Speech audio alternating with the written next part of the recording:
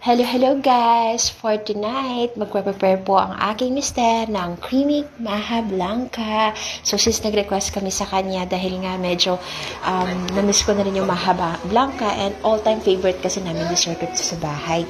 So, ito nga, nag-prepare na siya. As you can see, nakita mo naman sa unang video kanina. So, mga basic ingredients lang siya na makikita natin sa tindahan. So, ang pinaka secret dyan. So, hindi na to secret kasi na-share ko na sa iyo to, guys. So, ito yung kailangan meron tayong dalawang gata kasi ito yung nagbibigay ng distinct flavor and creaminess dun sa mismong maha blanca. So, ayan, kasi medyo sinipag si Mister at talagang nasa mood siya. So, sinisavor niya yung bawat pag-steer doon sa maha blanca. So, yun nga. So, expected naman natin na pag enjoy natin yung pagluluto, talagang masarap ang resulta. So, yun na guys. Ready na siya for tomorrow. Thank you for watching. Bye!